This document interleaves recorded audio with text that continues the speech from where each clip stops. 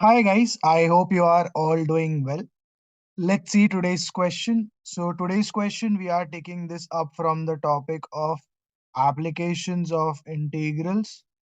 And if I talk about the question which is given to us here from this topic, the question tells us to find out the area of the region which is bounded by the curves y equals mod of x minus 1 and y equals to 3 minus mod of x.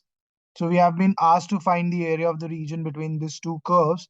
And if I talk about the answer choices that we have been given here for the areas, the options are 6 square units. The second answer choice is 2 square units. The third answer choice is 3 square units. And the last answer choice we have been given here is 4 square units. So we need to figure out which one of the answer choice is the correct answer for the area of the region which is bounded by the two curves given to us. Let's figure out how to solve this question further. Before starting off with the solution, I'd first like to tell you that please do subscribe to my channel and support the channel as well because it takes lots of efforts in making these videos for you on everyday basis, and it is free for you and also motivates me if you subscribe them. Let's see the solution for this question now. So if I talk about the solution, I have been given two curves. One is y equals to mod of x minus 1 and the other is y equals to 3 minus mod of x. So let's first analyze the two equations given to us.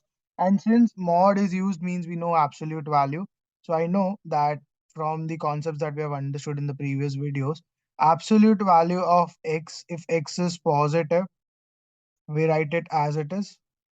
But absolute value of x, if x is negative, we multiply that entire expression inside the mod with minus 1. So you get minus 1 into x. So that's the idea. So that idea we are going to use here also. So if I have x minus 1, I'll put x minus 1 as 0. That tells me x is equal to 1. So I understand for all the values of x less than 1, this entire expression inside the mod is going to be negative. And when something inside the mod is negative, we multiply that with minus 1. So your expression becomes y equals to minus 1 into x minus 1. So that gives you minus x plus 1. And for all the values of x greater than 1, if I see, so x greater than 1, if I put any value here for x, x minus 1 is going to become positive. And when something inside the mod is positive, we write it as it is. So y becomes x minus 1. So we have got these two expressions for different values of x. One is x less than 1 and one x is greater than 1. Next idea. If I talk about y equals to 3 minus mod x, again, if I see mod of x, if it is positive, means if x is greater than 0, in this case, when x is positive, we write it as it is. So your equation of line becomes y equals to 3 minus x.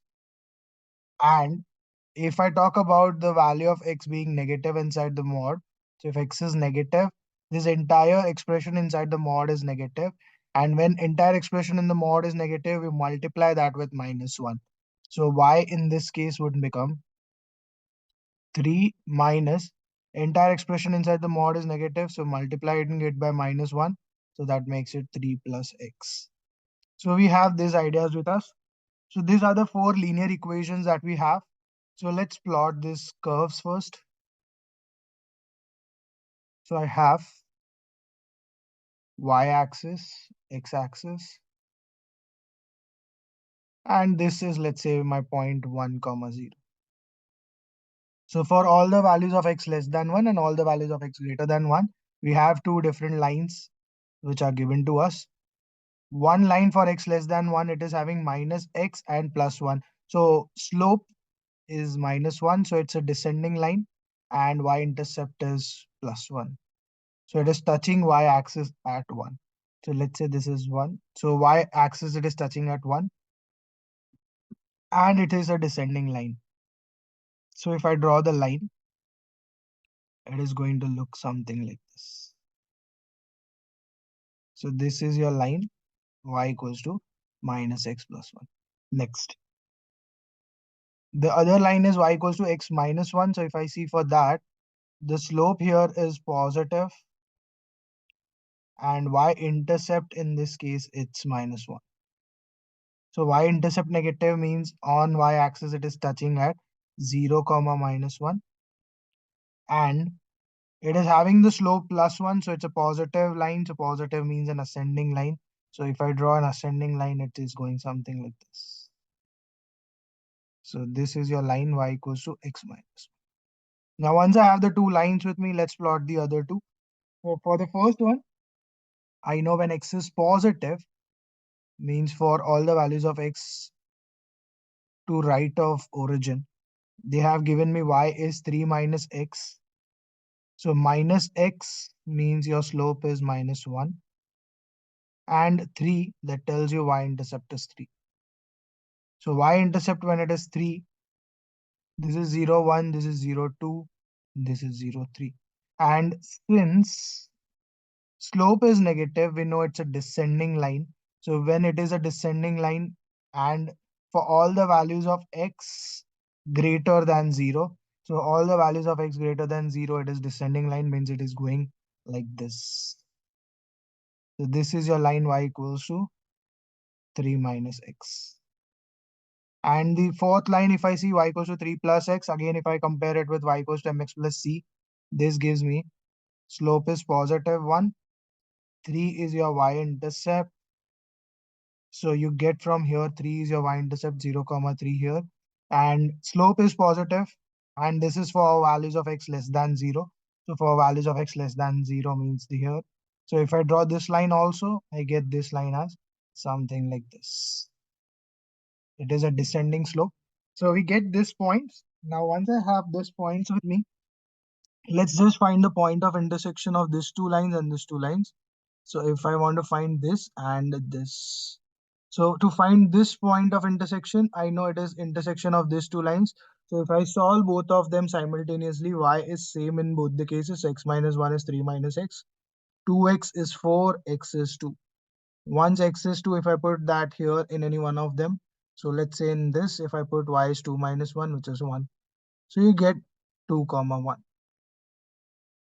And here, if I want to find this point of intersection of the two lines, this is given to me as y equals to 3 plus x.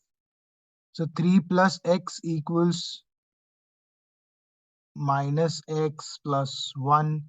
So 2x equals minus 2, x equals minus 1. So I get from here minus 1. And if I put x as minus 1 in any one of them, y becomes 3 plus minus 1. So that gives you 2. So y becomes 2 in this case. So minus 1 comma 2. So we have this point with us. Now let's try to figure out the area. So if I want to find the area of the region which is bounded by these curves, I have the region with me. So this is the entire region that we are going to find out. And when I have to find this region, I understand that one part of the curve, it is this curve, which is bounded between this and this line. Then I have my second part of the curve. If I show it by some different color, it is going to be this much region, which is between this and this line. And the third part of the region is the remaining part, like this. So this is your third region. So we have to find the area of the three regions and we'll just analyze them. And I'm taking a vertical strip for all of them.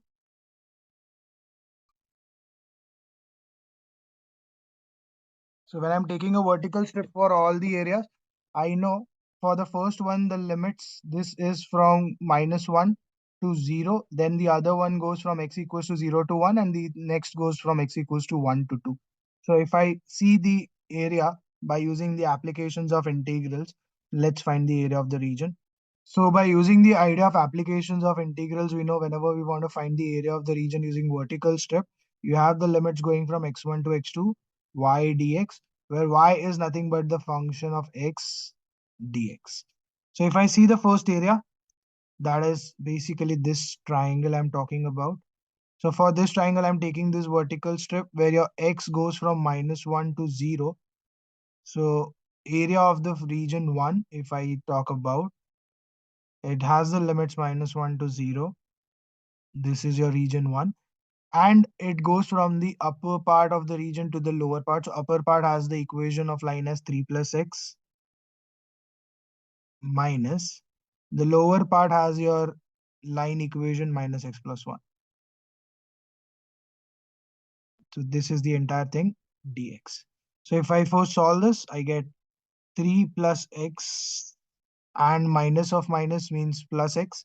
So 3 plus x minus 1 dx. That gives you -1 to 0.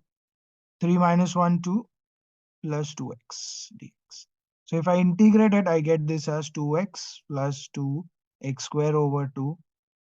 The limits go from -1 to 0. This cancels.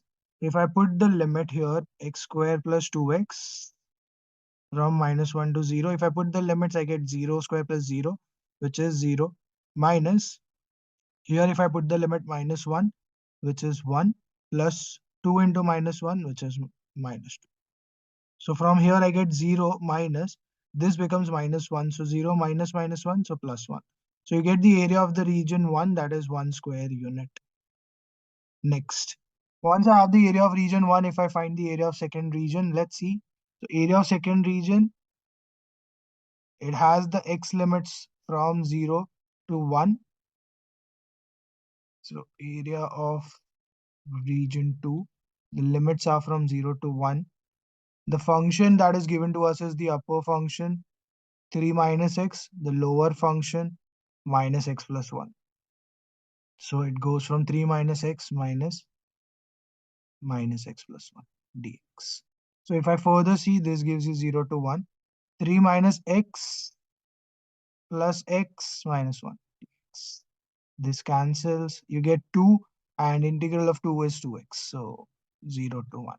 So that gives you 2, 1 minus 0, which is 2. So you get 2 square units for the second region area.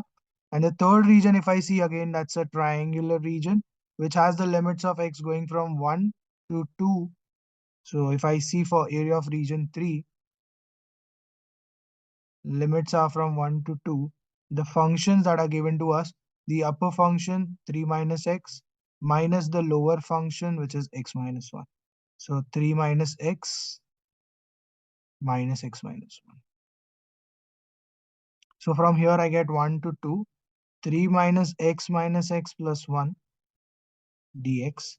That gives you 1 to 2. 4 minus 2x.